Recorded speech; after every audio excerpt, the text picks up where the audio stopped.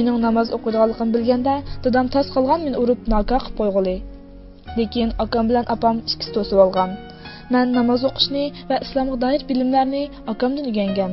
Desam cho'qim ishonmaysiz, akam menga islomni o'rgatish uchun men nega borsam shu yerga kaynimdan boradi. Hatto diskoxonaga kirsam, kaynimdan birga kirib, menga oyat, hadis so'zlaydi. Men akamga, "Bo'ldi aka, avar bo'lma. Bu dunyodagi hamma odamni namoz o'qidan qilrasanmi, meni qila olmaysan" deydim. Kim o'ylagan, benda mumkin emas degan ish Allohga mumkin ekan. Bendiga tas ish Allohga oson ekan.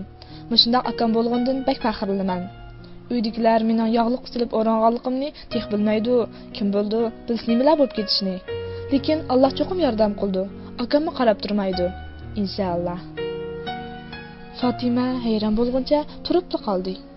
Mao ko'zlari o'ynab turadigan, to'limi chiroyli, lekin oddiy sadda, qilcha haqoratlikni bilmaydigan qiz Noya hokimning qizi ekan. Namoz o'qish uchun shuncha mushaqqatlarni tortibdi. Tig'i bu qiz diskoxonaga ham kirib boqqan ekan. Bunday gapga kimning mishangus kelsin?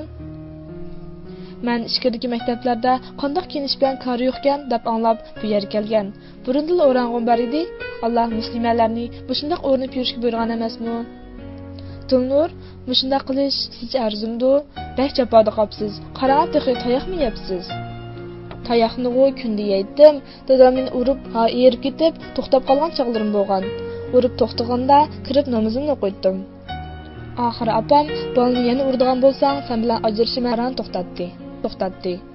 Bilman, dadam meni yaxshi ko'rdi, lekin amaldorlikni mendan bekrak yaxshi ko'ramdikan deyman. Men Allohdan to'xtamay duo qilib tilovatman. Alloh xolsa, dadam cho'qim yaxni tushundi, hamon bir kuni. Lekin men namozimdan, iymonimdan ketishni o'ylab boqmadim. Sahobalar dastlab iymon etganda qanchalik jabbo tortgan ekan bilamsiz? Bir sahobini hatto cho'g'ni yerga yetib, shuning ustida dumultib ekan. Bir sahobini Makkaning tuxumini qo'yib pishiradigan qiziq qumga yotqizib, ustiga ig'ir tashni bostirib qo'yibdi ekan. Ba'zilarini noit vahshiy holda o'ldirayotgan. Lekin ularning hech qaysi iymondan kechmagan ekan. Bizdan ming as ig'ir kunlar turibmi, iymondan qiljilik yanmagan odamlar ko'rmang. Haqiqatni tushuntirmoq oson emas. Shu kuni kechda ular maktab sirtidagi tezamaxonning xo'jayinining taklifiga binoan ularning uyiga bordi. "Baldiroq kelinglar, kino qo'yib berman. Uyg'urcha kinosi yig'ilgansizlar qachon?" degandi u ayol telefonda. Ular asr namozi bilan yetib kelishdi. Ular kelganda uy egasi ayol tahorat ilib, ular bilan birga asr o'qish saqlab turgan ekan. "Haydilnur qizim, menda bir film bor. Siz cho'qim yoqtirsiz", dedi namozdan keyin. U to'lim chaqchaqchi, xushxuy ayol edi. "Buni ko'rgach turinglar, men qo'rimni qo'rib, pilti qilib tayyor qilib qo'ygan. Lag'mas deb kerak. Bizmi qarshamdiq? Bo'ldi, sizlar ko'rgach turinglar." Uning bergini Turkiyaning dangli hikoya filmi Daniyalik kelin edi. Dilnur bu filmni ilgari ko'rib bo'lgan ekan. Fatima bo'lsa anglab boqmagan edi. Kino boshlanishi bilan u kinoning ichiga kirib ketdi. Kinodagi Xadija jaynamoz ustiga birinchi qatim chiqib yig'lab ketganda, umi o'zini tuta olmay yig'lab tashladi. Ayni chaqda uning vujudimi shundoq silkingan. Shundoq bir hayajon uni eslatgan. Lekin nimishqidir yig'lay olmagan edi. Bugun yurgining cho'nqur qatlaridagi andishlarini, Allohga bo'lgan muhabbatini mushu yig'isi orqali taskin topqizmoqchi bo'layotganda qiladi.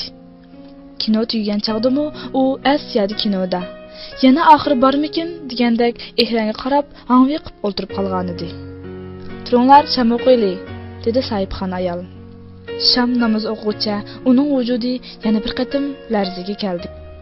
Xuddi Parvardigorning oldida namoz o'qiyotgandek butun vujudi bilan namozga berildi. "Hada, bu abayingiz bek chiroyli ekan. Menga obdalla keldi. Men kiysam bo'lamdi", dedi u namozdan keyin tartinibgina. "Bu ko'nrab qoldi. Bu yil yurtdan akelgan yang bir bar edi. Shuni beray. Namoz o'qigan kiyandingiz?" "Yo'q, menmi o'rnaygandim." "Mashalloh, nima cho'ng xush xabar bu. Ammo men sizga bir necha yog'liq beray. Keling, o'zingiz solaylang." "Qarang osmonga, nima degan go'zal", dedi Fatima beshini ko'tarib osmonga qarab. Bu chaqda uning uchisi abayi beshida yog'liq o'rilish bo'lgan edi. Odamning kayfiyati yaxshi bo'lsa, osmon mushuncha tumonliq bo'lsa-mu, go'zal ko'ringan-a? Tuyuqsizlar o'rnishini o'ylab qoldingiz-ku.